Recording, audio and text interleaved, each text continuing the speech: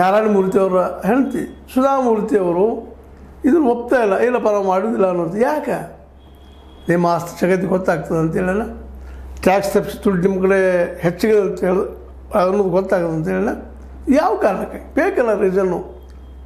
ಇನ್ನು ರಿಯಲ್ ಎಷ್ಟಿದಪ್ಪ ಅದು ಜಗತ್ತಿಗೆ ಗೊತ್ತಾಗಲಿ. ಹೌದು, ನೀವು ಶ್ರೀಮಂತರಿದ್ದೀರಿ, 4 ಜನಕ್ಕೆ ಉದ್ಯೋಗ ಕೊಡ್ತಾ ಇದ್ದೀರಿ, ಎಲ್ಲರೂ ಒಪ್ಪುಗಳು, ಯಾವುದೂ ಇಲ್ಲ ಅಂತ ಇಲ್ಲ. ಆದರೆ ಇದೊಂದೇ ಕಾರಣಕ್ಕಾಗಿ ನಿಮ್ಮ ಇಡೀ ಸಮೀಕ್ಷೆ ಮಾಡೋದು ತಪ್ಪ ಅಂತ ಅನ್ನೋಂಗೆ ವಾದ ಮಾಡಿದ್ರೆ ಹೇಗಪ್ಪ ಅಂತ. ಯಾಕಂದರೆ ನಿಮಗಿಂತಲೂ ಬಹುಸಂಖ್ಯಾತರು ಮ್ಯಾಕ್ಸಿಮಮ್ ರೂಪದ 90% ಇನ್ನೂ ಬಡತನ ರೇಖೆ ಸುತ್ತಮುತ್ತ ಇದ್ದಾರೆ, ಬಡವರು ಇದ್ದಾರೆ. ಲೋವರ್ ಕ್ಲಾಸ್ ಅಷ್ಟೇ ಅಲ್ಲ, ಮಿಡಲ್ ಕ್ಲಾಸ್ ಮತ್ತು ಲೋವರ್ ಕ್ಲಾಸಲ್ಲಿ ಜೋತಾಡ್ತಾ ಇದ್ದಾರೆ. ಅವ್ರದ್ದೆಲ್ಲ ಸ್ಪಷ್ಟ ಚಿತ್ರ ಬೇಕಲ್ರಿ, ಅದಕ್ಕಾಗಿ ಮಾಡಿಸ್ತಿದ್ದಾರೆ. ಸುಧಾಮೂರ್ತಿ ಅವರು ಎಷ್ಟೋ ಕ್ಲಾಸಲ್ಲಿ ಟ್ಯಾಕ್ಸ್ ಕಟ್ಟಿದ್ದು ದುಡ್ಡಿದೆ, ಅವ್ರು ಯಾಕೆ ಭಯಪಡಬೇಕಾಗ್ಯದ?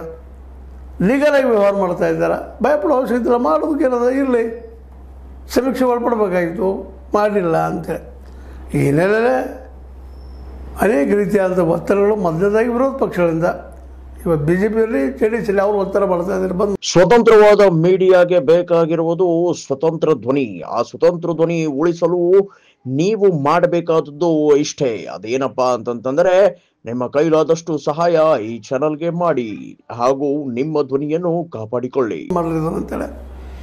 ಅದ್ರ ಜೊತೆ ನಮ್ಮ ಅಧಿಕಾರಶಾಹಿ ವರ್ಗದವರು, ಟೀಚರ್ ಆಗಲಿ ಮತ್ತೊಬ್ಬರಾಗಲಿ ಇನ್ನೊಬ್ಬರಾಗಲಿ, ಅವರು ಸಹ ಒತ್ತಡ ತಂದು ಬೇಡಪ್ಪ ಅಂತ ಹೇಳ್ತಿದ್ದಾರೆ. ಯಾಕಂದ್ರೆ ಈ ಅಧಿಕಾರಶಾಹಿ ವರ್ಗಕ್ಕೆ ಈಗ ಆಲ್ರೆಡಿ ನೌಕರಿಯಲ್ಲಿದ್ದಾರೆ, ಅವರು ಅವ್ರ ಬದುಕು ಗಟ್ಟಿಯಾಗ್ಯದ.